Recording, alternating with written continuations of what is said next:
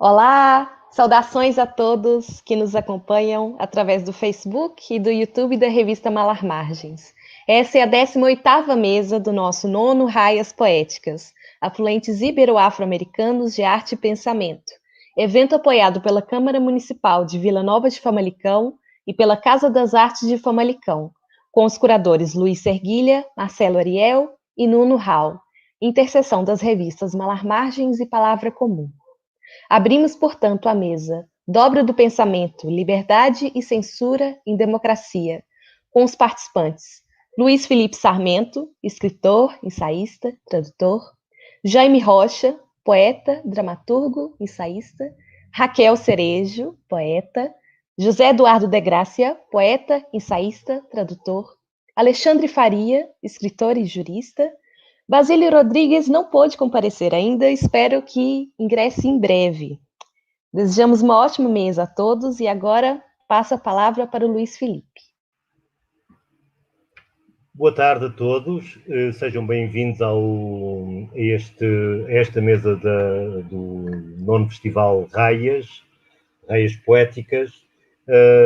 Agradecer aos curadores, nomeadamente ao Luís Serguilha, de quem sou amigo há muitos anos, e a todos os outros curadores, e também um agradecimento especial pela coragem que a Câmara Municipal de Vila Nova de Famalicão tem em apoiar este festival desde há 9 anos a esta parte. Esperemos que continue e que no próximo ano possamos estar todos juntos, ao vivo e a cores, para nos abraçarmos e confraternizarmos no universo da literatura, da poética, da amizade e da fraternidade. O tema que nos é proposto hoje é liberdade e censura em democracia. A liberdade é inerente à democracia, mas a censura não é, e por vezes nós confrontamos com esse pequeno drama, que é sermos censurados de uma forma clandestina em plena vivência democrática, em pleno Estado democrático. Eu gostaria de lançar estas questões a todos, se já tiveram essa experiência em plena liberdade de serem censurados, e de serem censurados não só naquilo que escrevem, mas também no acesso que se possa ter em relação aos meios que divulgam, e à própria distribuição e à própria edição dos livros. Neste sentido, eu passo já a palavra ao Jaime Rocha, que terá certamente muito para nos dizer sobre isto. Jaime. Ok. Obrigado pelo convite. Um grande abraço aos curadores, em especial ao Serguilha, ao Luís Serguilha. Espero que também para o ano se nos possamos encontrar e conviver de outra maneira mais física, sem esta censura. Não é censura.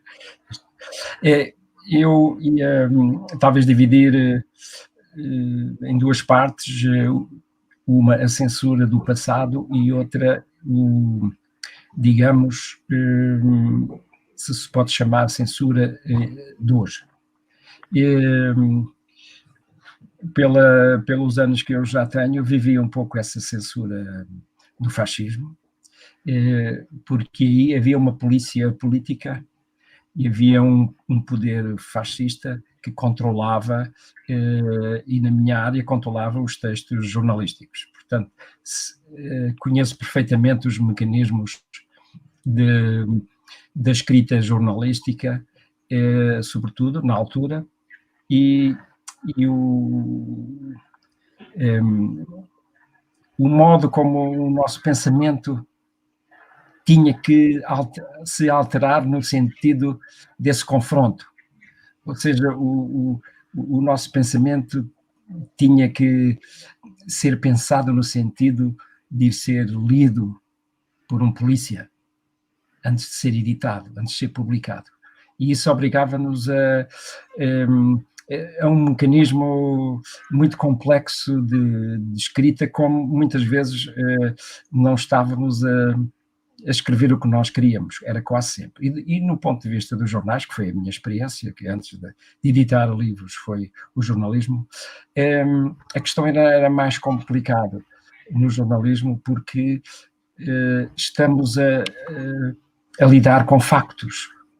Se eu publicasse um artigo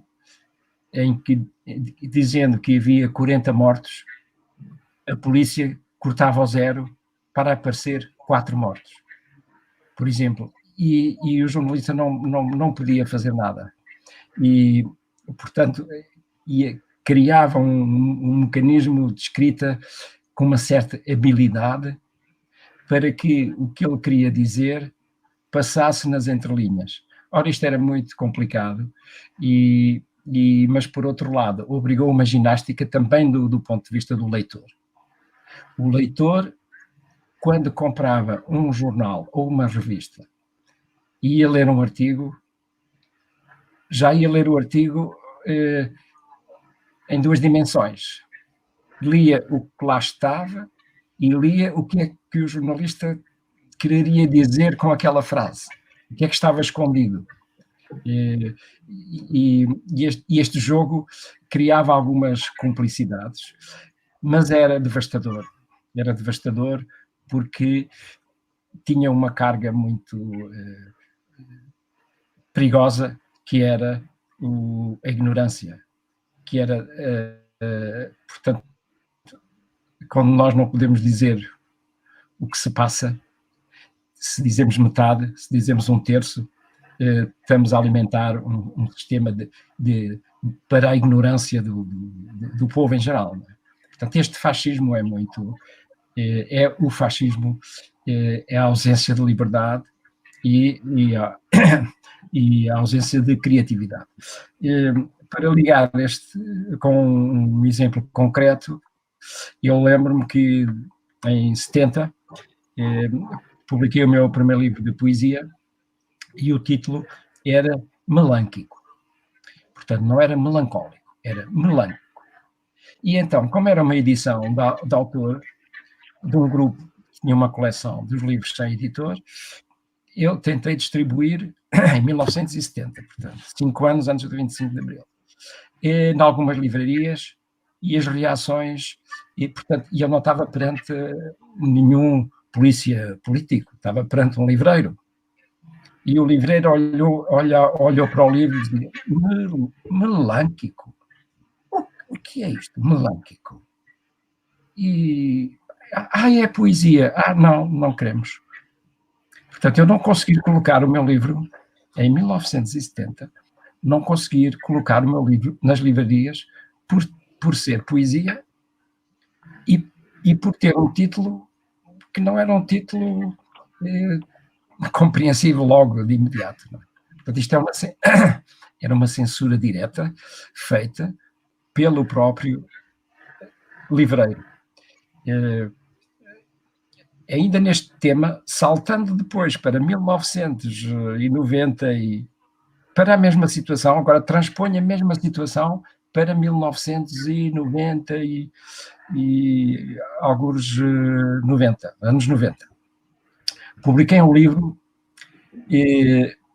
numa edição do António Cabrita, e o livro chamava-se A Loucura Branca, um romance. E o livro, a coleção esta coleção que o António Cabrita tinha, estava eu no Diário de Lisboa, na altura, não tinha fotografia, era uma capa verde e tinha o título Loucura Branca. E então, o livro saiu e o Cabrita disse-me: olha, eu não consigo pôr o teu livro nas editoras, nas livrarias, porque eles dizem que o livro a capa não tem fotografia. A capa não tem fotografia, portanto não vende. Portanto, o editor, para mim, eu estou com dificuldade em colocar o livro nas livrarias à venda. E eu depois fiz esta ligação portanto, no fascismo, com o primeiro livro melânquico, e depois em democracia, com o meu livro A Loucura Branca. E eu depois penso que há aqui um ponto de ligação, que é a questão do poder. Portanto, digamos que hoje nós não podemos dizer que em democracia há censura. A palavra censura, como nós a utilizamos durante o fascismo. Portanto, eu posso dizer, hoje em Portugal não há censura. Só que esse não é exatamente esse termo, mas ela manifesta-se de outras maneiras, que é nas relações de poder. E quem controla o poder, ainda na relação dos livros, quem é que tem o poder de divulgar os livros? Portanto, os grandes grupos económicos, enquanto as pequenas editoras, ou editoras médias ou mais pequenas, as pequenas não conseguem colocar os livros, e as médias conseguem colocar o livro durante 15 dias, o máximo, não é? E depois o livro não se vende e vai para o armazém. Isto, não podemos chamar a isto censura, mas é um mecanismo de ocultação das coisas que existem. E é um mecanismo que favorece o lado económico da nossa criatividade, do que nós fazemos. Portanto, é a conquista de um espaço, a conquista do espaço. Digamos, hoje quem decide é quem tem esses espaços, e não decide da qualidade das coisas, mas decide das coisas que se vendem. Portanto, há uma troca. Vende-se, fica, não se vende, sai. Portanto, e porquê é que não se vende? Há vários fatores em relação a isso. Portanto, não podemos chamar censura, mas podemos chamar um circuito de poder, quem tem o poder para decidir as coisas. E a outra questão que se pode... Gostava de levantar que hoje o que existe mais é a relação com o politicamente correto. Não se fala muito em censura, mas podemos falar em politicamente correto. O que é que nós podemos dizer em público e para não ser agredidos, digamos. E o que existe hoje, que eu poderia chamar, é uma espécie de autocensura. Não há censura, mas em democracia, mas há autocensura. Portanto, eu quando falo em público, penso que se falo dos animais, se falo da mulher, se falo do homem, se falo das crianças, se falo de um negro, se falo de um cigano, se falo de um trabalhador, se falo de um empresário, eu tenho que pensar como é que eu vou abordar esta questão para não ser agredido. E aí entra a questão do politicamente correto. Portanto, que é uma noção que hoje está na ordem do dia e que nos afeta a todos, que é o que é que eu posso dizer? Por exemplo, o que é que eu posso dizer sobre os negros? Como é que eu posso abordar? Como é que eu posso abordar a questão da comunidade gay, dos ciganos? Tenho que pensar duas vezes como é que vou abordar esta questão. E isto são coisas novas, que exige uma linguagem nova, uma maneira de abordar estes temas. E porque se formos muito frontais, podemos ter logo uma série de críticas. Portanto, a liberdade em democracia está um bocado a dividir-se. Este é para as touradas, aquele é contra as touradas. Este é, aquele não é. Quer dizer, e parte-se, não é? A sociedade, a democracia, está-se a partir. E não se está a aceitar o pensamento do outro. Quer dizer, o pensamento do outro, a diferença, o outro que pensa de uma maneira diferente da nossa, e não está a ser aceito pela comunidade. Portanto, passa a ser um inimigo. E esta ideia são coisas novas em democracia, e que perturbam muito E vou dar um exemplo que se passou o ano passado, em França, em Paris, e eu fui ver um espetáculo de um encenador, o Philippe Brunet, que é um professor de grego antigo e encenador, e eu fui ver a Oresteia dele na Biblioteca Nacional em Paris, e gostei muito. E, entretanto, uns dias a seguir, leio no Libération que a peça dele, As Suplicantes, do Esquil, que era para passar na Universidade a Sorbonne, foi boicotada por um grupo que se chama Liga da Defesa Negra Africana e Liga dos Representantes das Associações Negras de França, estudantes. E porquê? Porque os atores usavam uma máscara negra, porque as suplicantes são as suplicantes que vêm do Egito e que têm uma cor mais escura e vêm refugiar-se em Argos. E no tempo dos gregos, a máscara era uma coisa natural, portanto, era a máscara, seja branca, seja negra.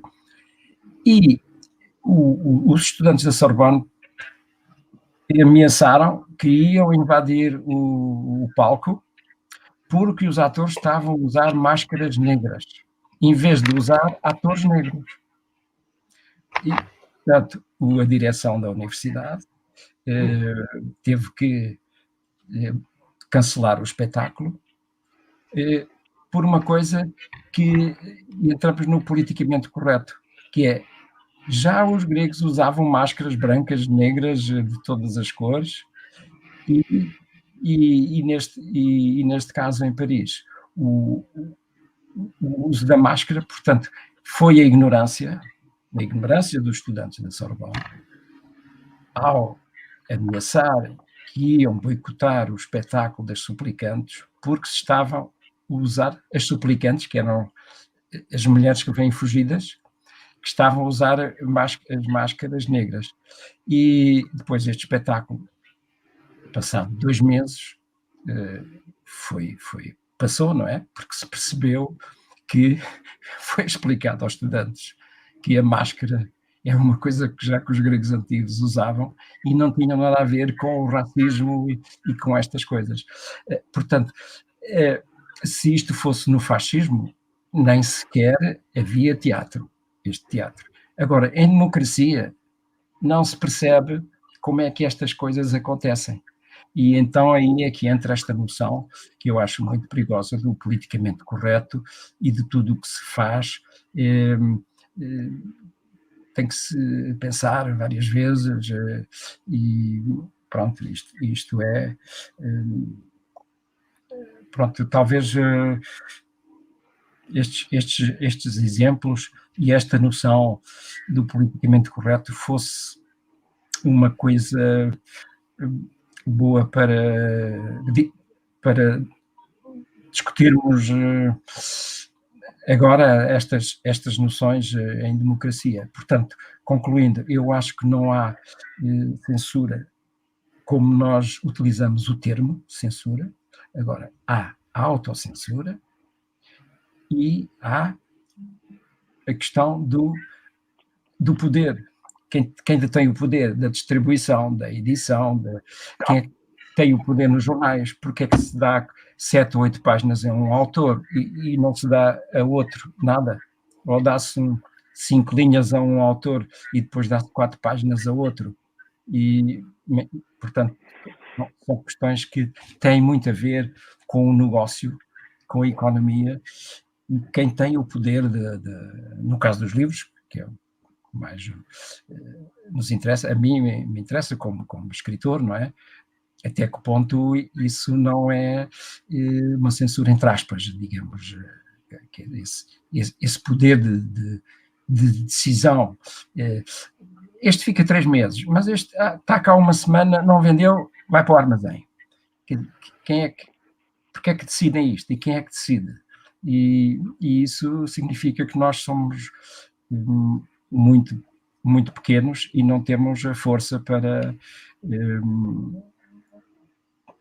combater isto, em princípio, não é? Portanto, porque também não é um combate como no fascismo, não é um combate direto, não é uma luta, não é uma guerra.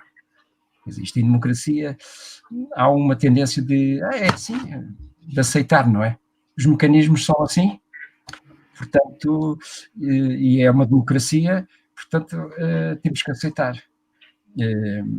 Há uma espécie de amolecimento, nestas questões da cultura e, nomeadamente, da questão do livro, não é? Os autores não têm força para se imporem se não tiverem por trás uma força económica que os empurre, não é? Ok, Jaime. Sabe perfeitamente isto que eu estou a dizer. Pronto, adiantei-me um bocadinho, mas pronto. Não, tudo bem, tudo bem.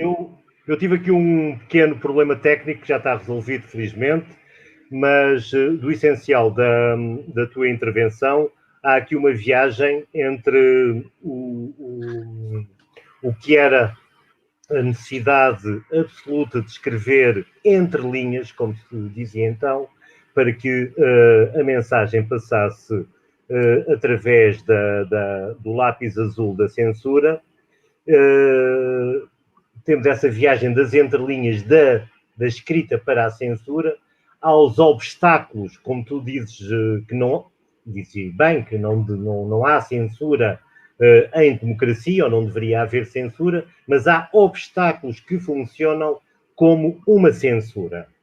Apesar de os jornais hoje não terem a relevância que tinham no passado, abriu-se aqui um espaço democrático, são as redes sociais, para o bem e para o mal. E eu passo já, neste sentido, a palavra à Raquel Cerejo Martins, que nos fala um pouco dessa sensação de ser constantemente ou frequentemente obstaculizada para chegar, ao fim e ao cabo, ao leitor. O livro existe com o leitor. O escritor está sempre dependente do leitor, mas o leitor, até em termos da sua experiência numa ditadura, o leitor também está dependente do escritor. Mas hoje vivemos em democracia, mas levantam-se inúmeros obstáculos aos escritores. Eu gostaria que tu falasse um pouco sobre isso, Raquel. Boa tarde, obrigada a todos pelo convite. Eu, antes disso, eu nasci em democracia, ou seja, sou uma feliz herdeira da liberdade, não sei o que é viver sob censura e acho que devemos ter algum cuidado a usar as palavras e censura é uma palavra pesada e que reflete uma ação e um tempo muito específico. Não obstante, efetivamente, eu acho que neste momento estamos perante situações de autocensura extremamente frequentes e quando nos foi dado o tema da mesa, eu tentei pensar nas situações de censura em democracia e de facto elas são quase invisíveis e talvez essa invisibilidade, não sei se é mais ou menos perniciosa até do que a censura evidente, porque quando não estamos à espera de ser censurados, não escrevemos nas entrelinhas, não há aquela relação com o leitor de forma mais subjetiva e não objetiva no texto. Se calhar acabamos por estar mais expostos quando não temos noção do que é a censura velada, digamos. Depois pensei também que episódio é que eu conhecia de censura pessoalmente, quer dizer, pessoalmente e não é pessoalmente, é via imprensa na época e que foi bastante conhecido publicamente. Foi o caso do Evangelho segundo Jesus Cristo, do Saramago. Foi um livro que também foi, de certa forma, condenado e que eu esteja a ver é é o único exemplo que eu consigo dar de um livro que foi objetivamente secundarizado e censurado pelo secretário do Ministério da Cultura à data. E pronto, e consta, culminou inclusivamente com a saída de Saramago de Portugal para Lanzarote. Não sei se isso corresponde à realidade ou não, mas consta. E, sim, o famigerado depois, Sousa Lara. Sim, é simpático. E então pensei que há uma censura camuflada nestas duas vertentes, que é o excesso de fake news, que eu acho que é uma espécie de censura também, e é uma forma de nos manipular, de condicionar escolhas, e nisso estão sempre, obviamente, por trás os mercados. Ou seja, os mercados, e quando eu digo os mercados, digo até forças políticas também, porque o mercado e a política entrelaçam-se de forma evidente e usam-se de forma mútua. E no caso dos livros, eu estou uma pequena editora, eu percebo as dificuldades dessa pequena editora, mas o que mais me choca também é, num tempo de liberdade absoluta, como é que o leitor também é tão vão e tão despreocupado, despreocupado não é a palavra correta, como é que o próprio leitor se permite ser ludibriado desta forma e não ir ao encontro e não ser crítico e de facto consumir o que lhe dizem para consumir de forma mainstream. E isso sim também me choca, que é, no tempo da liberdade absoluta, somos cada vez mais acríticos. E faço também essa crítica porque cada vez mais o nosso poder está na perspectiva dos consumidores que somos. Nós é que permitimos que tenham poder sobre nós nessa perspectiva. E, no entanto, não somos críticos, deixamos-nos manipular. Eu percebo que muitas vezes é cómodo, é confortável, mas nunca tivemos tanto acesso à informação e nunca fomos tão, repito, críticos em relação à informação que temos disponível. E pronto, eu acho que era isso que eu neste momento queria dizer. Ok, muito obrigado, Raquel. Mas quando quiseres intervir, eu interrompo. Questões, tudo bem. A questão, eu vou passar ao Zé Eduardo, mas antes, naquilo que a Raquel estava a dizer, de facto, eu tomei nota aqui, a acumulação de informação não é informação, assim como a acumulação de conhecimento não é conhecimento. Sim. Ou seja, informação a mais é ruído. Exatamente. E há um déficit daquilo que é a comunicação entre o leitor e o escritor. E essa deficiência passa também justamente pelos mercados que invadem os pontos de venda. Eu percebo isso e acho essa crítica válida. No entanto, antes de escrever, eu também sou leitora. E eu tenho o meu leque de escritores preferidos e é óbvio que eu vou ao encontro, eu procuro, eu consumo e também percebo e também tenho aquela grande alegria de descobrir um novo autor. E nesse aspecto não desresponsabilizo integralmente os leitores. Eu sei que isto não é muito simpático de se dizer, mas eu acho que também temos que ter mais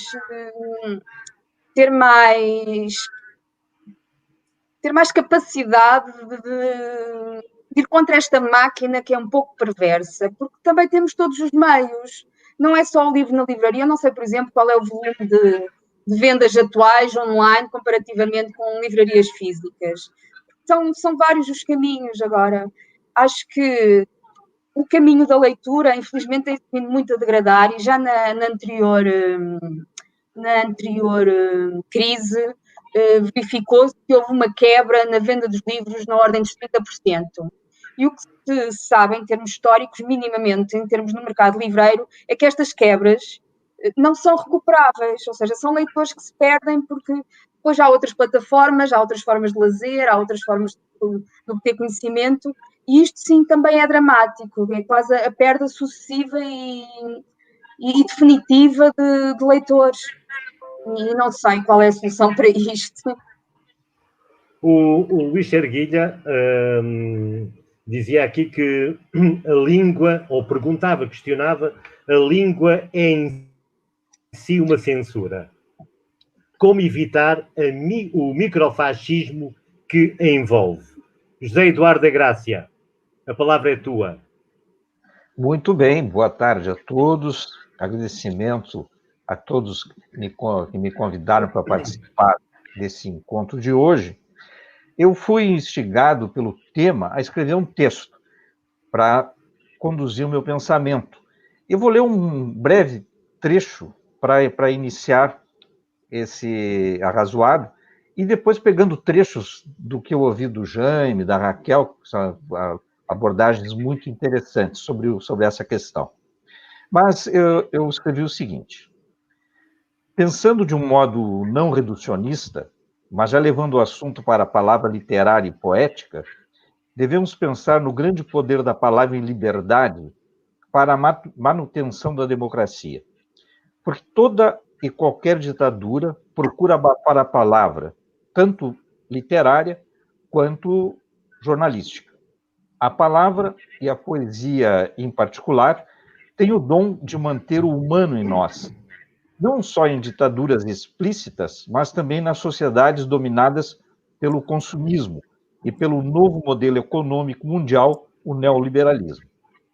Levando além o raciocínio, quando vemos o fascismo fortalecer-se em vários cantos do mundo, com ataques à ciência, à cultura, às artes, em geral, mais do que nunca é necessário pensar a liberdade como o poder da palavra na manutenção da democracia.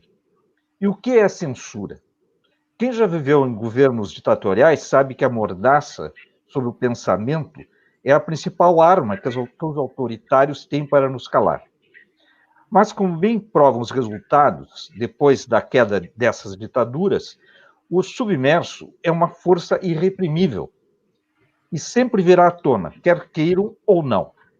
Mas, durante a vigência do regime autoritário, lançam mão da violência, do arbítrio, do armamentismo, buscam o domínio completo da sociedade através da perseguição das minorias, do combate às ideias científicas, que sejam contra o seu desiderato, pela destruição virtual de seus opositores na internet e pela morte pura e simples dos que se contrapõem à nova ordem em ascensão.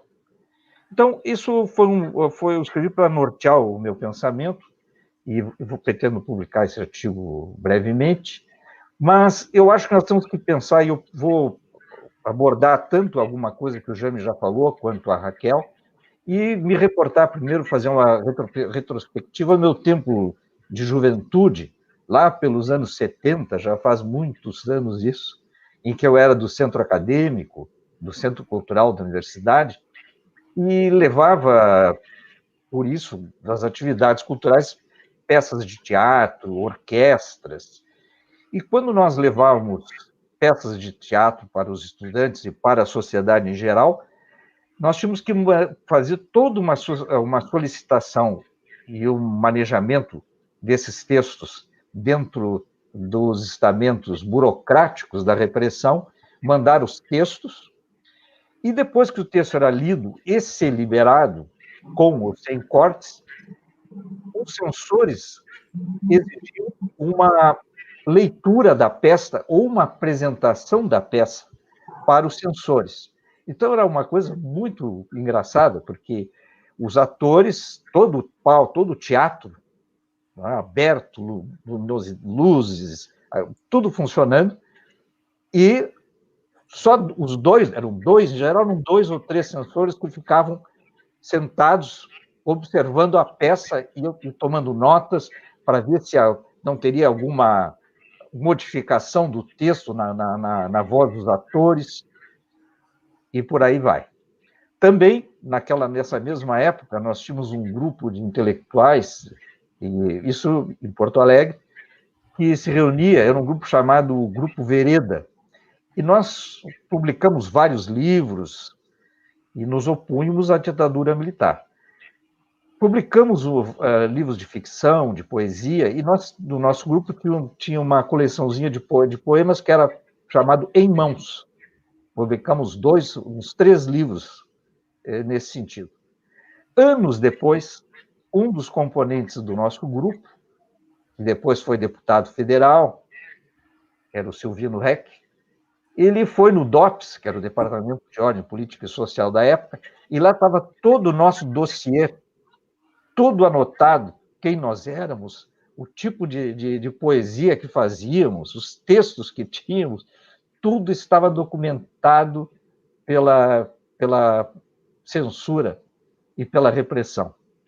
Então, isso é uma realidade, isso é a primeira situação. E aí passamos, então, para o segundo passo, que é o mundo que depois reconquistamos, que é o mundo da democracia. No Brasil, todos sabem que estamos vivendo um governo de direita, apoiado por uma massa relativamente pequena, seriam 30%, 40% de pessoas que apoiam realmente a ideologia do governo.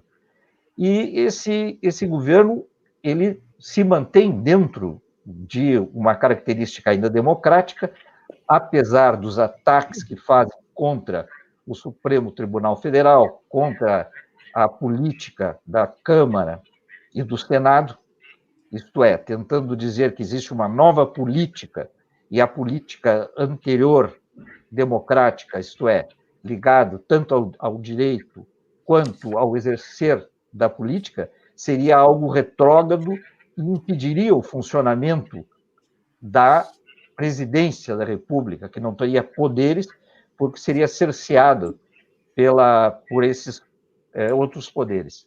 Baseado esse poder numa situação em que teve voto popular, foi eleito, portanto, democraticamente, se acha no direito de ter essas atitudes. E vemos que há uma perda muito grande, um retrocesso enorme em relação a grandes conquistas, tanto na área humanística, quanto na defesa das minorias, principalmente aos povos indígenas, ao cuidado com a Amazônia, com a selva amazônica, que está sendo cada vez mais destruída, e tanto as populações de raça indígena, quanto os habitantes mesmo dessa margem da floresta, estão sendo desalojados pelos interesses econômicos de mineradores, de grandes plantadores, que estão transformando a floresta numa pastagem para o gado. Então, isso é uma situação que nós estamos enfrentando. E esse grupo de 20%, 30%, talvez no máximo 40%, é muito ativo na internet. E eles atacam, então, as pessoas que pensam diferente, que agem diferente, fazem linchamentos virtuais. Agora está havendo uma reação muito forte, tanto do Senado, da Câmara, quanto do próprio Supremo, para coibir esse tipo de atividade de ódio e impedir as fake news, que tentam derrubar o pensamento e as pessoas que pensam diferente ou têm condutas diferentes em nosso país. Isso é um fato. Outro, pegando também o que já foi dito pelo Jaime e pela Raquel, temos que ver agora, nessa situação, que não é agora só do Brasil, mas em toda a Europa, nos Estados Unidos, que é essa questão da censura do politicamente correto, da anulação da história e do comportamento do pensamento diferente, do local da fala, isto é, quem tem direito a falar. Se eu vou falar de um problema ligado à raça, à religião, e se eu não pertenço a elas, eu tenho o direito de falar. Isso é uma discussão nova, e eu acho importante. Muitas delas trazem, e o politicamente correto também, trazem avanços. Por outro lado, outras, quando levadas ao exagero, como foi dito pelo Jaime, pode levar ao cerceamento do debate, Isto é, até onde seria o limite da nossa fala, do nosso dizer. Portanto, eu acredito que todas essas discussões são importantes, mas nós não podemos cair no retrocesso, isto é, anular a história, anular a arte. E ontem eu mesmo estava lendo uma entrevista com uma professora inglesa, defensora do politicamente correto, e ela estava dizendo que não devemos nada aos romanos, porque, veja só, o Marco Aurélio, por que temos que ler Marco Aurélio? Ele era um homem que atacou e destruiu os povos bárbaros, entre aspas. A sua estátua lá em Roma deveria estar ele com o pé em cima de um bárbaro. Então, são coisas que, se levadas ao extremo, se tornam absurdas e retrocessos históricos importantíssimos. Então, para encerrar a minha fala, eu acredito que nós temos que discutir, sim, cada vez mais vermos o lugar do outro, o pensamento do outro, mas também termos posições claras e não nos deixarmos levar pela autocensura, que é realmente uma coisa que todos podemos cair e temos que evitar. Obrigado, Zé Eduardo. Eu acho mesmo que, em relação ao Brasil, não se trata sequer de um governo de direita. Eu creio mesmo que é um governo protofascista que está a denegrir internacionalmente o povo brasileiro, que terá votado nele levado ao engano. Há múltiplas razões para que isso tenha acontecido. Agora, o que se está a passar, e nomeadamente nesta dramática situação de pandemia, o que se está a passar no Brasil é absolutamente lamentável, e pode-se ver a falta de liderança de um presidente que ele próprio comete atos de censura para evitar que o mundo saiba o que se está a passar. Também, em relação ao Brasil, eu gostaria de dar aqui um testemunho, que é um testemunho infeliz. O meu primeiro livro, que foi publicado no Brasil, foi publicado por uma editora que tem um certo potencial de fogo, na qual eu estava muito confortável, até ao momento em que fiquei a saber que os editores eram apoiantes ativos na campanha do Bolsonaro. E eu não tive outro remédio senão sair dessa editora. Foi lamentável que isso tenha acontecido, mas o que é certo é que também há editoras ligadas a estruturas mais ou menos secretas no Brasil, que tentaram influenciar e ganharam essa posição junto do eleitorado. Ora, eu não podia estar a colaborar com alguém, ou não podia estar a ser editado com alguém que apoiasse, de facto, um tipo que é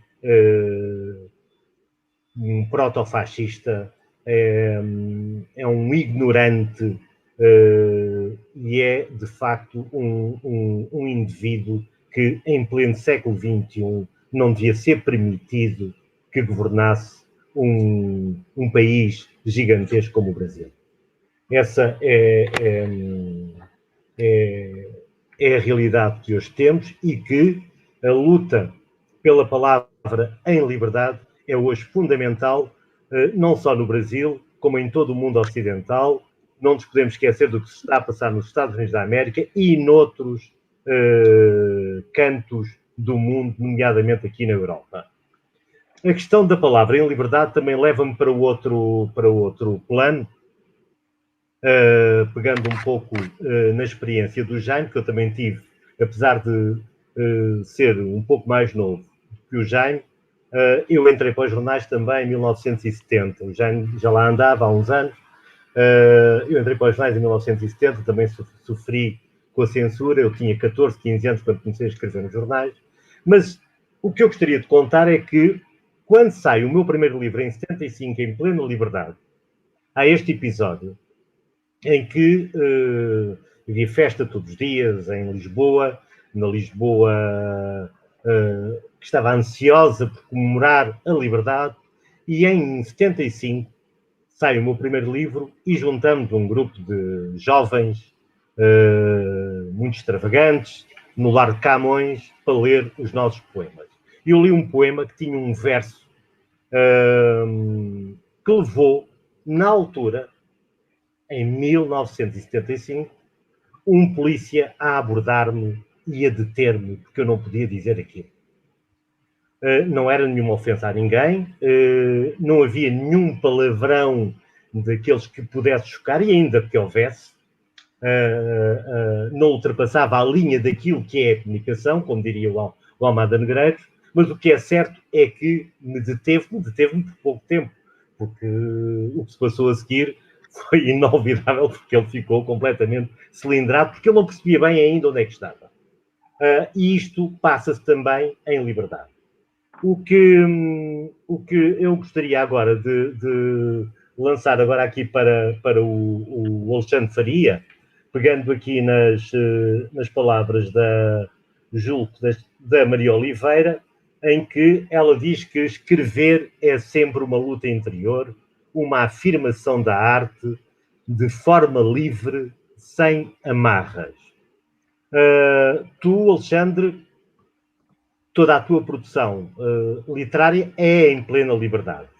Ainda que tivesses vivido, tu és filho de uma mulher que foi uma grande jornalista em Portugal, ainda que tivesses vivido com o pesadelo também da censura. Ainda muito novo, provavelmente não te perceberias disso. Como é que é hoje escrever, e tu já escreveste 2 romances muito interessantes sobre a África, Os Filhos de África, onde também se aborda de uma forma velada a questão da censura, mas muito mais no que toca à aldeia mágica, em que, de facto, a censura e a manipulação e a opressão pode interferir com as pessoas, com uma sociedade, com uma comunidade e mesmo com o escritor. Gostaria que me falasse sobre isso, por favor. Muito obrigado, Luís Filipe. Eu começo por agradecer o convite a todos, agradecer também ao Luís Serguilha e a toda a organização, cumprimentar os meus colegas de painel, num painel tão importante como este, mas, sobretudo, salientar aqui, se me permitem, a importância da oportunidade que esta conversa nos traz, de nós podermos expressar o nosso pensamento livre, porque nós não somos apenas aquilo que escrevemos. E começo precisamente também por uma declaração de interesses.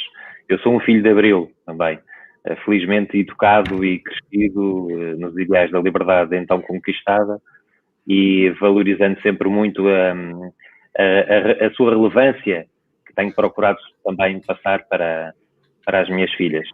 Mas devo dizer-vos que 46 anos depois, eu julgo que nós estamos a evoluir para algo híbrido, que alguns de vocês já abordaram e que por vezes nos soa apenas a liberdade.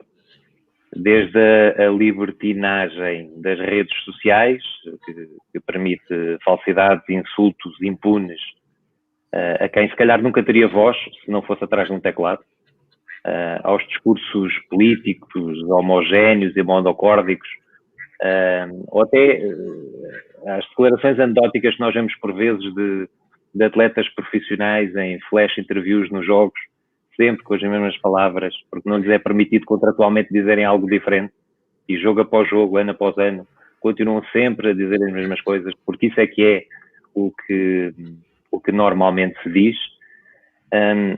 Eu concordo convosco quando, de facto, nos começamos a perceber que nos compete a nós, como autores, sermos diferentes. Pela força da caneta, pela força da pena na qual nós todos tanto acreditamos. Agora, será que nós seremos mesmo efetivamente diferentes?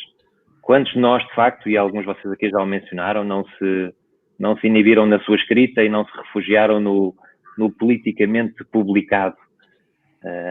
Quantos de nós, se calhar, não reviram e não alteraram palavras que escrevemos, de modo a não ofender os padrões sociais dominantes ou por recearmos o sucesso da publicação? E, de facto, se calhar, quantos de nós não sofrem na pele quando somos mais diretos e transparentes? O Luís Filipe aqui falou livremente sobre o Bolsonaro. Disse aquilo como habitualmente ele diz e como habitualmente escreve. Mas, de facto, a realidade, por vezes, não é assim. E por isso é que eu insisto que, de facto, nós não somos apenas aquilo que escrevemos. Nós acabamos por, ao estar influenciados pelo estado das coisas, por se calhar às vezes termos que nos tornar reféns do comercial, esta nossa inibição silenciosa que nos impomos a nós próprios acaba, na minha opinião, por ser ainda mais castradora, porque ela é limitadora do nosso pensamento e das mensagens mais significativas que nós, como autores, devemos transmitir a quem nos lê. A questão que me colocaste, Maria Oliveira, é bastante pertinente e é precisamente a minha conclusão nesta parte introdutória. Eu penso que, de facto, passa por aí, passa por nós sermos resilientes naquilo que escrevemos e continuarmos a escrever sobre aquilo em que acreditamos. Mas estamos cada vez mais forçados a ter que fazer aqui uma mediação e uma reflexão e até, inclusive, quase uma barreira de pensamento que nos impomos, que por vezes nos altera as nossas obras, nos altera os nossos trabalhos, nos altera e vicia o nosso pensamento. E isso é perigoso, de facto, porque se nós não pudermos falar livremente, se não pudermos escrever livremente por nos sentirmos impelidos a isso pelos tempos que vivemos, acabamos por, de facto, cair nesta censura do que é escrito. As obras que mencionaste, há temas que eu reconheço que tive algum cuidado e que tive de ter algum cuidado na forma como eram abordadas. E filo precisamente por isto, por tudo isto que estamos aqui a refletir, por me sentir coagido, de certa forma, a abordar temas que podem ser mal interpretados ou que podem viciar uma obra por completo e tirar-lhe aquela mensagem que, no fundo, nós queremos transmitir quando nos expressamos por escrito. E agradeço muito esta oportunidade e fico à vossa inteira disponibilidade para continuarmos a debater este tema e, sobretudo, a forma como é que nós, pela escrita, e nós, autores, que somos fundamentais na alteração do pensamento de uma sociedade, como é que nós podemos e devemos atuar no futuro e publicar no futuro.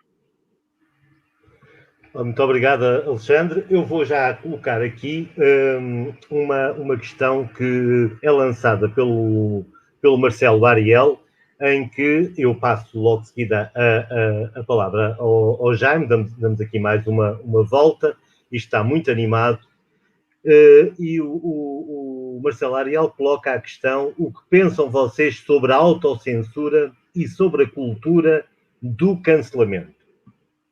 Jaime. Sim, e antes disso queria fazer duas observações e agradecendo que uma é sobre o Saramago, que a Raquel falou e é importante, e isso faz-me pensar o que aconteceu com o Saramago e o livro do Evangelho. O Evangelho. Se nós se podemos utilizar o termo censura, não é? Eu acho que não. Porque o livro continuou a vender-se, o livro não foi proibido.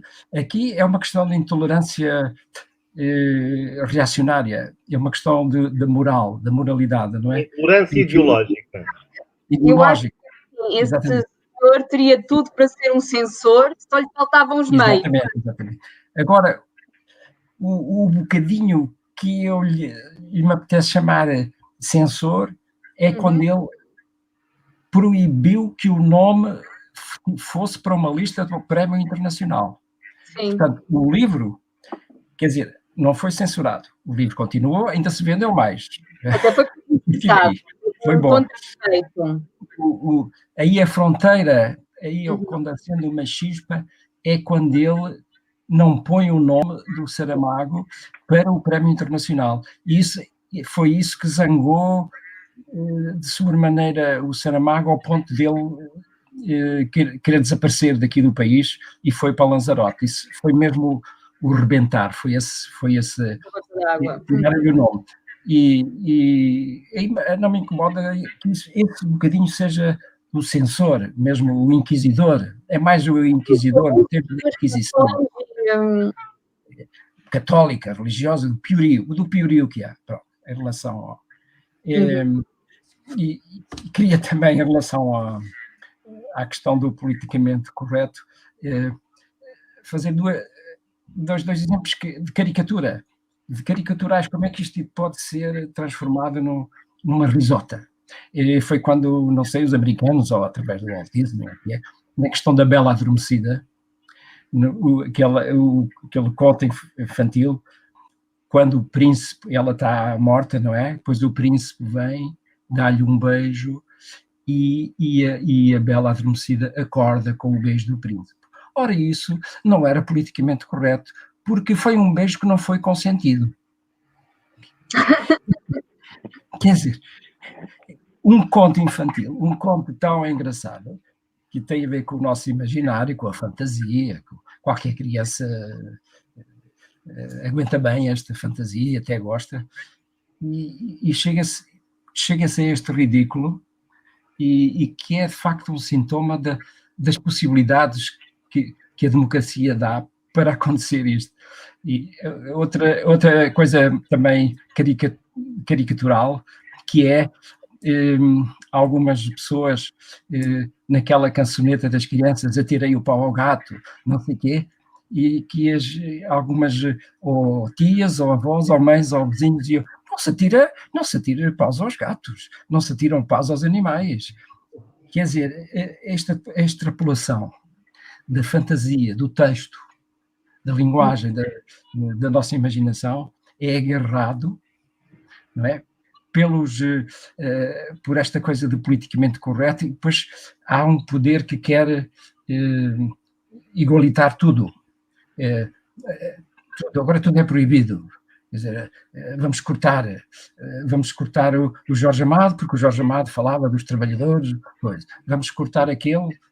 Isto é um perigo que, a pouco e pouco, as democracias dá-me às vezes a ideia que nós estamos em democracia, estamos a ver as coisas, estamos a vê-las a fechar-se, e nós a pensarmos: o que é que eu posso fazer contra isto? O que é que eu posso? Vou gritar para a rua? Vou-me meter num partido? O que é que eu faço? Quer dizer, isto está-nos a passar através do corpo, através do pensamento, e estamos a sentir esta perigosidade, e que nos começa a fechar o pensamento, e isto depois reflete-se, como disse o Alexandre, no texto.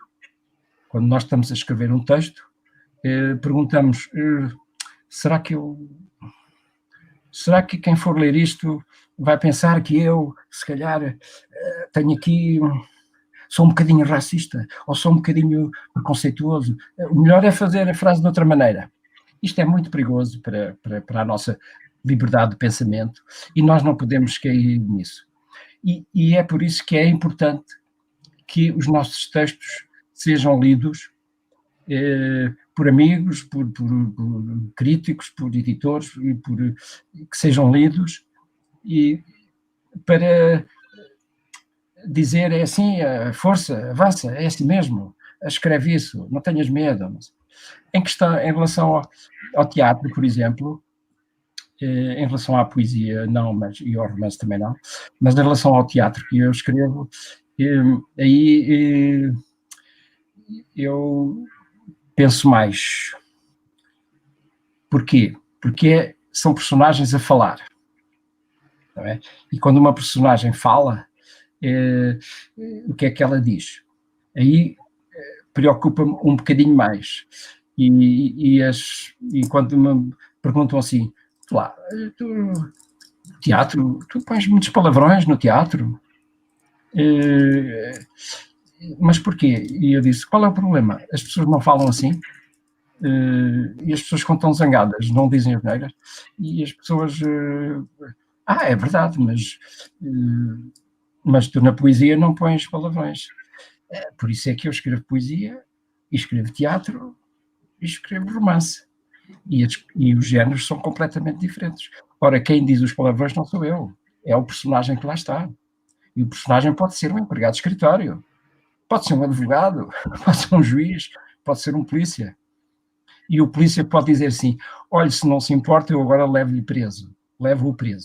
Eu posso pôr um diálogo assim, desculpa, amigo, mas você vai preso. Ou então diz assim, seu idiota, vá já preso, vaca. E aí nós não podemos cair nesta coisa da autocensura, que é o grande perigo, e que o Zé Eduardo falou nisso. Não é? E talvez o Zé Eduardo não se lembre disso, mas em Portugal havia o teatro de revista. O teatro de revista, que era um teatro em que os textos gozavam nas entrelinhas com o poder, com o salazarismo, com o fascismo, com os preconceitos, com tudo. E no teatro havia um grupo de censores que ia ver o espetáculo, mas ia ver o espetáculo antes, ou uns dias antes. E então, o que é que se fazia? Fazia-se um espetáculo específico para aquelas 4 ou 5 pessoas da censura verem. E depois, quando era o espetáculo propriamente dito, punham-se coisas que não se tinha dado a ouvir aos censores. E como o teatro de revista estava sempre cheio, era uma coisa muito popular, o censor aí já não tinha medo de proibir a peça, porque a peça já estava no ar. Quando dava por isso, ele dizia, mas aquela cena eu não ouvi. É uma cena... Mas pronto, e havia estes subterfúgios dos próprios... imaginação dos próprios atores e dos grupos que omitiam algumas cenas ou alguns diálogos para o censor, mas depois, quando a peça ia para o ar, punham o texto todo. E isto é interessante ver como é que, se nós, no fascismo, tínhamos capacidade e imaginação para lutar, porque é que em democracia, que somos totalmente livres, não temos uma capacidade para lutar? Porquê? Porque este inimigo não é um inimigo físico, não é um polícia que temos à nossa frente, não é um censor que está ali. Isto é muito mais complexo. E a nossa cabeça funciona muito em autonomia, não é? Acho que a primeira coisa que é preciso ter em todos em questão é o outro, ainda bem que o outro é diferente de mim. Porque assim eu aprendo com o outro. O outro sabe coisas que eu não sei. Assim como os velhos sabem coisas que os novos não sabem, e os novos sabem coisas novas que os velhos não sabem. E esta ideia de venha, eu não quero pessoas iguais a mim, quero pessoas diferentes. Para aprender. Para me darem... Citando José Afonso, venham mais 5, todos diferentes. E não respondia... Raquel, vamos aquilo que colocar-te aqui uma questão que o Luís colocou. Diz, Jaime, desculpa lá, eu interrompi-te e diz lá. Eu não sei, havia uma pergunta direta, mas eu acho que nós já tínhamos, de um certo modo, respondido. O confinamento, não é? Que é. Não. Mas pode responder a seguir, a outra pessoa a seguir. Ok. Segue, então. O que é que, na altura do campeonato, ia já aqui. E depois tu respondeste também, mais ou menos, a esta questão do Marcelo. Okay. O Serguilha coloca aqui uma questão, Raquel. A liberdade conquista-se ou exercita-se? Libertamos-nos por meio ou da expressão? Esta é a questão que o Serguilha está aqui a colocar e que eu gostaria que tu comentasses. Mas antes disso, também há aqui uma questão da Rosalia Milzano, um nome muito complicado de dizer, peço imensa desculpa à Rosalia. Ela diz, há um novo código do dizer, o politicamente correto. Ou seja, entre a liberdade conquistada ou exercitada e o libertarmos através da ação e da expressão, até essa paisagem obscura do politicamente correto que normalmente se esconde atrás, ou se esconde não, se exibe atrás de uma gravata berrante. Raquel. Bem, se há um novo código do dizer e o politicamente correto. E se a liberdade se conquista ou se exercita? Se conquista ou se exercita, pronto, depende. Eu sinto que tenho necessidade de exercer a minha liberdade quase como quem vai ao ginásio. Conquistá-la, não me atrevo a dizer que tenho que conquistar a minha liberdade, sendo herdeira de um 25 de Abril, que isso sim é outra vivência, é outra forma de estar, e eu acho que também não devemos pegar as mesmas palavras em relação às situações. Agora, o exercício da liberdade, eu acho que sim, tem que ser constante, e a defesa da mesma constante. Se a defesa se pode quase considerar uma espécie de conquista, mas penso que devemos salvaguardar as distâncias e perceber onde é que, pronto, o patamar e o contexto em que estamos, pelo menos no nosso país. O exercício neste momento é fundamental, atendendo ao panorama que vemos e penso e estou, por exemplo, muito receptiva em relação à crise económica que aí vem e ao que pode explotar em termos políticos. Pronto, nós já sabemos que temos aqui um partido que efetivamente está a ganhar uma visibilidade que é atroz. Contra partidos deste calibre é óbvio que temos que não é conquistar, porque eles querem é conquistar a nossa liberdade. Nós temos que defender de forma veemente e articulada. Quanto a um novo código de dizer do politicamente correto, isto é um tema em relação ao qual eu tenho vindo a pensar e em relação ao qual eu não tenho uma posição definida. Porque eu, de facto, acho que as palavras têm um peso, não são tão ingênuas assim, mesmo quando as temos correntemente no nosso léxico e elas parecem ingênuas e as dizemos inclusivamente de forma ingênua. Vou dar um exemplo. Quando uma pessoa diz a uma criança que se magoou se calhar e está a chorar, não sejas mariquinhas, eu não acho que o uso destas palavras não deixam de ter uma conotação que nos dias que correm já não deveria existir. Nós já temos outras palavras, já deveríamos ter outra forma de estar, já não deveríamos colar estas imagens, porque são imagens que se colam e fazem construções e criam preconceitos. E nesse aspecto eu acho que há mudanças que são importantes. Agora, dentro das mudanças que são importantes, eu acho que também se leva tudo ao limite do ridículo. E principalmente olha-se para o passado de uma forma que quase queremos tirar as pessoas do seu tempo. E essa talvez seja a minha grande crítica, que é não tirem as pessoas do seu tempo.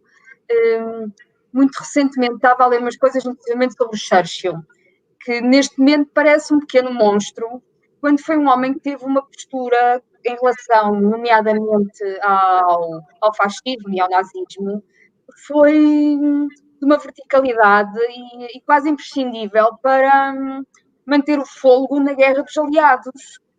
E este retirar o homem do seu tempo e uma grande ignorância histórica, perturba-me muito. Eu acho que o presente não vive sem passado, obviamente.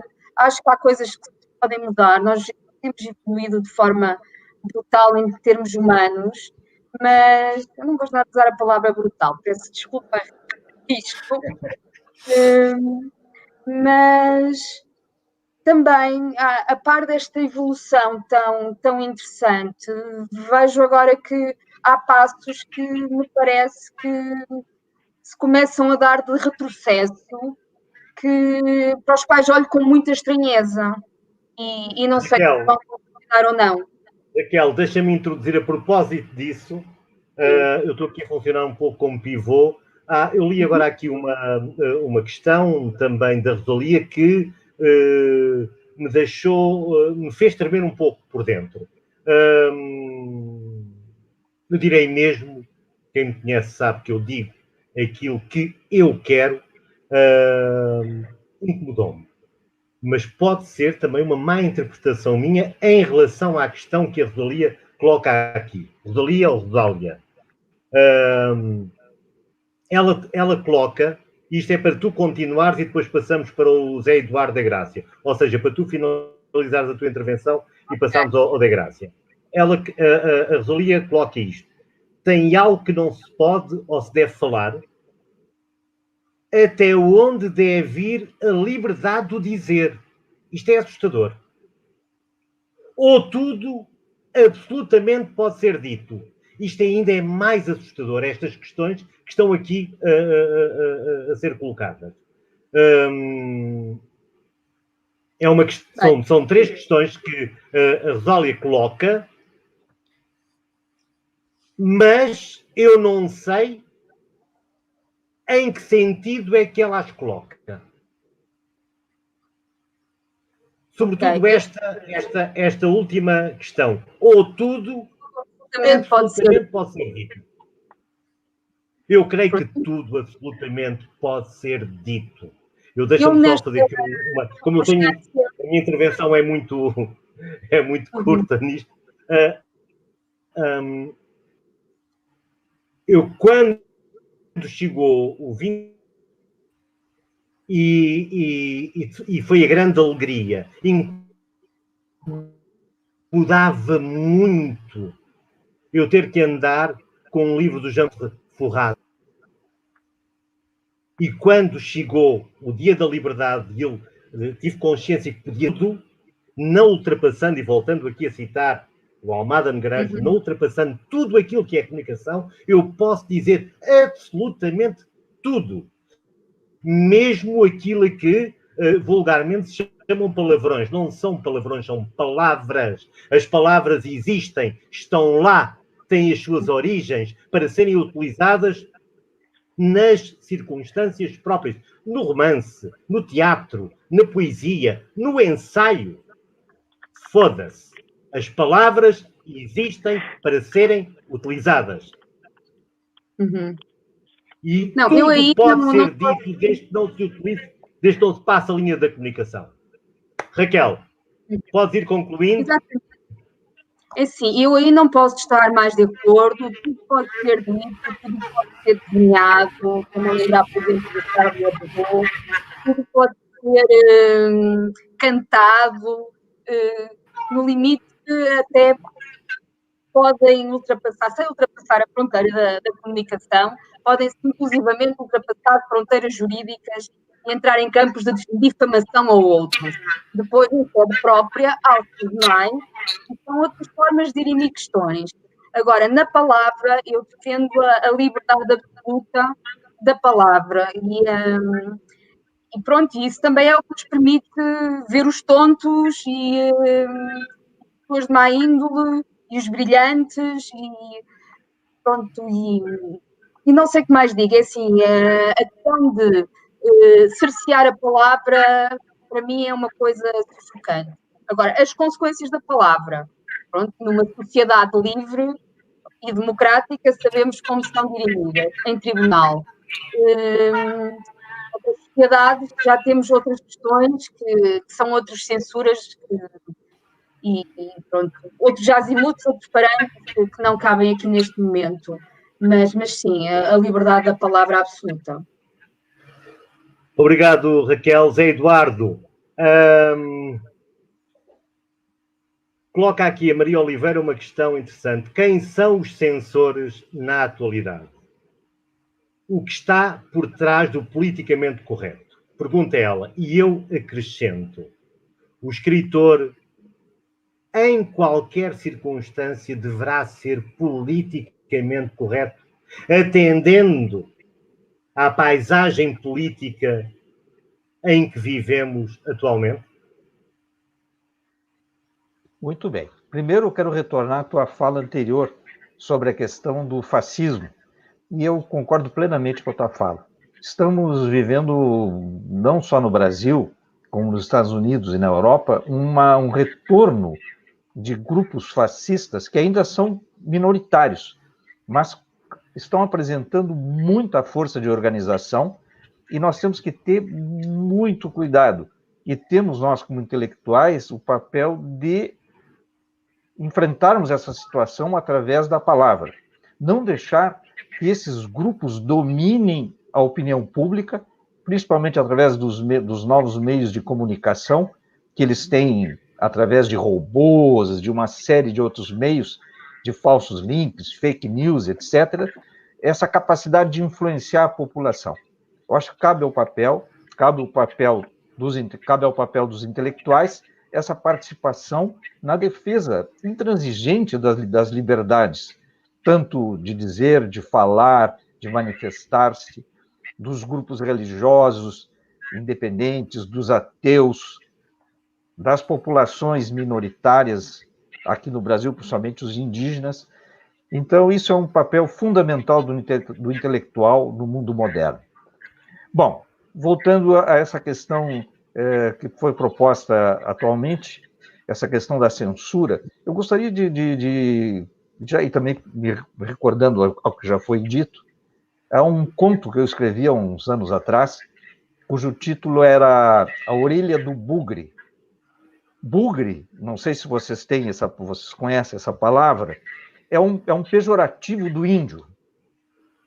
Então, o que era para mim o bugre? Nos anos 50, quando eu morava no interior do Rio Grande do Sul, havia ainda tribos, não vou dizer selvagens propriamente ditas, mas que viviam isoladas e foram sendo pouco a pouco degradadas.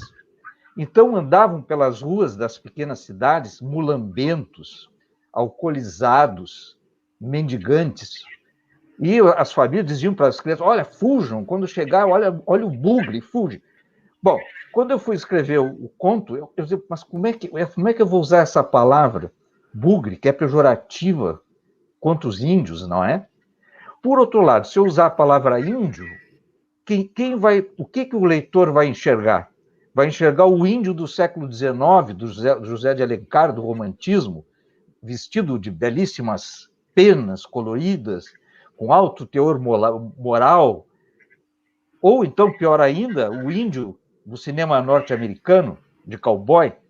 Então eu disse, olha, não tem como, eu tenho que manter a palavra bugre, porque era o representativo daquela degradação e abandono daqueles índios daquela época. Até os anos 60, 50 e 60, existiam aqui no sul do Brasil chamados caçadores de bugres, que eles matavam os índios e depois, para provar para os fazendeiros, para os estanceiros, eles traziam as orelhas. Isso existiu. Como é que eu vou chamar, então, de índio, para não ficar na figura romântica?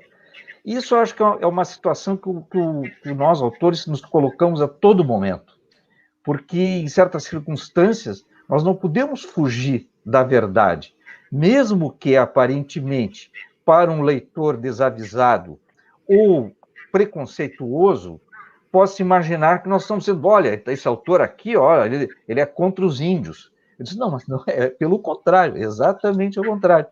Eu estava mostrando uma situação degradada, infelizmente, dos nossos indígenas, dos nossos povos indígenas aqui, principalmente aqui, no caso específico aqui do sul do país, que eu ainda conheci.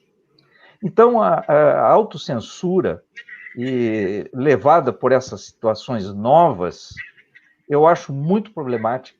Devemos discutir, como estamos fazendo aqui nesse painel, porque assim como eles não têm, esses que são, vamos dizer assim, dominantes nesse tipo de discurso, não têm toda a razão, talvez nós não tenhamos também. Então, totalmente razão, tenhamos em alguns momentos razão, em outros talvez não. Então, esse debate de ideias eu acho enriquecedor. No entanto, eu volto a dizer que nós temos que ter ideias claras e colocá-las abertamente. Eu acho isso muito importante no nosso papel de escritores, de intelectuais. Ok, Zé Eduardo, É muito isso, Luís. obrigado. Alexandre, falou-se aqui já do impedimento a propósito do Sousa Lara, e hoje em dia, se não tivéssemos acesso a estas novas tecnologias, às redes sociais, não estaríamos aqui, seguramente. E com a pandemia seria, então, muito difícil que nos encontrássemos, que comunicássemos intercontinentes, no Brasil, em África, na Ásia, através das novas tecnologias. Mas também seria um impedimento se nós tivéssemos, e atenção que eu fui jornalista durante muitos anos, se nós estivéssemos hoje limitados pela informação que os jornais nos dão hoje. Ou seja, provavelmente nenhum de nós teria acesso, como o Jaime, na sua primeira intervenção, chamou a atenção, não teríamos acesso sequer a 5 linhas sobre um dos nossos livros. Porque não faríamos parte do mainstream, porque não teríamos feito um jeito político, publicitário, ou de campanha política a um determinado partido, ou seja, estaríamos à margem. Ou seja, à la margem, ou mal à margem, fazendo aqui a homenagem à Amanda e à revista. Mas, felizmente, há as redes sociais. Apareceram as redes sociais que, apesar de tudo, são criticadas por quem? Por aqueles, eu tenho notado isso, por aqueles que têm vivido nos últimos anos à conta, ou dito em português em português popular, têm vivido à mama dos jornais. E perceberam que perderam força aí. Mas que, muito pomposamente, dizem que não frequentam as redes sociais, que não vêm para as redes sociais, que não têm páginas nas redes sociais, mas todos lá vão. Todos nós sabemos que eles lá vão, até porque nos seus comentários, quando aparecem nos jornais, ou nas televisões, ou nas rádios, vêm sempre comentar factos e eventos que se passaram nas redes sociais. Isto para introduzir aqui a última questão, também da Maria Oliveira, que ela coloca, dizendo até que ponto as plataformas virtuais vieram revolucionar e democratizar a linguagem. Eu não sei se elas vieram democratizar a linguagem. Vieram, pelo menos, democratizar a comunicação entre todos. Eu gostaria de te ouvir sobre isso, Alexandre.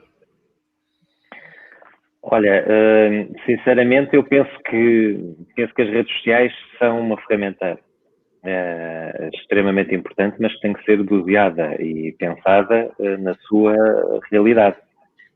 Ou seja, esta democratização que a Maria Oliveira se calhar quer falar, se de facto nos trouxe e nos aproximou mais, não diria, se calhar não como pessoas, mas como contactos, sem dúvida que sim. Agora, tem de existir uma preparação prévia de cada um para filtrar a informação que existe, porque, de facto, nós estamos a viver um tempo de uma contaminação enorme. Por outro lado, de facto, permite que quem souber procurar, quem quiser e tiver a ânsia de, pelo menos, e o discernimento de encontrar ou de procurar versões diferentes, consegue aproveitar esta importante ferramenta. Caso contrário, é contaminada no seu pensamento e na sua forma de relacionamento com a sociedade e com a vida em geral. As redes sociais hoje vivem com alguma impunidade. Eu há pouco estava a ouvir-vos falar sobre aquela questão que a Rosália tinha colocado e a Raquel falou nisso, abordou por alto. E, de facto, existem limites legais, existem limites jurídicos aos nossos direitos. A liberdade de expressão tem limites. Nós temos que o aceitar. A liberdade de imprensa tem limites. A liberdade de informação também tem de ser, de algum modo, acompanhada da melhor forma. E quando é que existe esse limite? É precisamente quando o meu direito choca e ofende o direito de outro, ou de uma comunidade ou de um grupo. Nós já tivemos livros retirados do mercado por serem considerados por ordens judiciais que ofendiam outras pessoas. Estou-me a lembrar, por exemplo, do livro do Gonçalo Amaral, do inspetor inspetor da Polícia Judiciária, quando escreveu o livro sobre o casal McCann e sobre o desaparecimento da Madeleine McCann. E, por ordem judicial, o livro foi retirado do mercado, porque entenderam que existia uma violação grave a um direito fundamental do casal McCann. Nós temos de saber lidar com as redes sociais e, sobretudo, temos de compreender que nem tudo o que lá está surge de uma forma clean e de uma forma que possa ser devidamente apreendida pelas pessoas como verdadeira. E é nessa dicotomia da vantagem e da desvantagem das redes sociais que por vezes muitos caímos e acabamos por não conseguir retirar tudo o que ela tem de positivo. Que é positivo não tenho dúvidas nenhumas. Eu sou um frequentador assíduo, não só em termos profissionais não posso, porque a minha profissão não pode, como advogado não posso fazer publicidade da minha atividade, mas como escritor, penso que é fundamental, como também na vertente esportiva, sem dúvida alguma, na informação que nós conseguimos passar, não tenho qualquer relutância em dizer-vos que me parece que é um meio fundamental nós chegarmos às pessoas e conseguirmos passar as mensagens. Agora, muitas vezes, utilizando mal, há pouco o José Eduardo falava nisso, e falava na perspectiva brasileira, mas nós temos isto também na perspectiva norte-americana e noutros locais onde efetivamente se passou um processo de quase antidemocrático de utilização e de contaminação através das redes sociais, precisamente por não haver filtro. Mas também, e há pouco eu falava-vos nisso, e deixo-vos essa nota final, me parece que esta questão das redes sociais também veio dar voz a quem se calhar não sei se a merecia. Isto numa perspectiva de, a partir do momento em que qualquer um pode comentar e qualquer um passa a opinar, quando não o fazia, quando se calhar também não tem fundamentos para o fazer, tornou-se um espaço, por vezes, em que as pessoas estão a degladiar sem fundamento, sem discussão. Nós estamos aqui a conversar uns com os outros sobre temas importantíssimos e estamos com respeito, e cada um de nós tem a sua opinião e portamos-nos bem. Até tu te portaste bem, Luís Filipe. Agora, de alguma maneira, temos nas redes sociais, atrás de um ecrã, nós temos situações, às vezes, perfeitamente calamitosas. E lá está, e que as pessoas estivessem frente a frente, nada disso se passava. E há este filtro que, por vezes, e que tem escapado também à questão do cibercrime, porque há cibercrime que... nós estamos a falar e estamos todos de acordo que não deve haver censura. Mas eu digo-vos, nas redes sociais, eu não me importava que, em alguns casos, existisse a possibilidade, pelo menos, de existir uma punição, ou pelo menos uma proteção legal das ofensas que, por vezes, surgem por uma livre expressão descontrolada e que não permite mecanismos de defesa da integridade das pessoas com criações de perfis falsos, com criações de páginas por vezes a denegrir outras pessoas, com os mais incríveis fenómenos que acontecem e que sucedem, com verdadeiros exércitos de perfis falsos que contaminam e que levam, por exemplo, algumas agências de comunicação a fazerem crescer os índices de popularidade de determinadas obras, por exemplo, porque não? Acontece em relação no campo político, também acontece com certeza noutros campos. Espero não estar a ser injusto em relação a isso, mas há esta manipulação que tem escapado ao sistema penal que nos desprotege a todos. Portanto, é necessário, sim, sem dúvida, vai revolucionar, vai democratizar, mas cuidado, nós temos de ter muita atenção com aquilo que estamos a ver e checar, de facto, o que é que corresponde à verdade e o que é que tem bases e fundamentos para nós podermos levar a sério. Muito obrigado, Alexandre. Eu creio que nenhum de vós acredita que se passaram 1h, 31 minutos e 40 segundos desde que começámos. Vamos ter de acabar. Eu quero agradecer mais uma vez à curadoria do nono festival, das Raias Poéticas. Agradecer também à Amanda e à revista Malarmargens, à Câmara Municipal de Vila Nova do Conde pelo apoio que tem dado a este evento ao longo dos anos e muito, muito especialmente à Raquel Cerejo Martins, que eu aproveito para dizer aqui publicamente que é uma das grandes revelações da poesia portuguesa para mim, ao Jaime Rocha, que me dá o privilégio de ser meu amigo há muitos, muitos, muitos anos, há muitas décadas, e que agora é meu vizinho, ao José Eduardo da Grácia, que é um homem que eu conheci também já há algumas décadas e que, lá está, as redes sociais nos fizeram reencontrar neste espaço virtual, o que nos levou também a um encontro físico quando ele visitou Lisboa, ao Alexandre Faria, que também que eu conheci, era ele muito, muito, muito novinho, tinha 5, 6 anos, e que por acaso também o reencontrei ou ele reencontrou-me foi nesse sentido, nas redes sociais, e hoje temos uma relação muito, muito, muito próxima. Quero agradecer a todos os que tiveram a assistir a este painel, a todos aqueles que participaram com os seus comentários. Eu peço desculpa a alguns, não consegui introduzir todas as questões que me iam colocando, nomeadamente do Raul, que eu gostaria de ter aproveitado para colocar.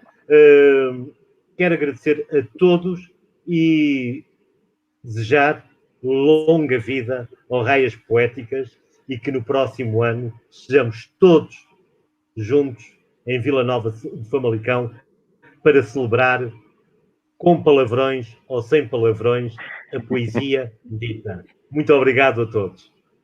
Muito bem. Nós gostaríamos de agradecer a presença de todos vocês, Luiz Felipe, Raquel, Jaime, José Eduardo e Alexandre, e a todos os ouvintes que nos acompanharam até aqui também.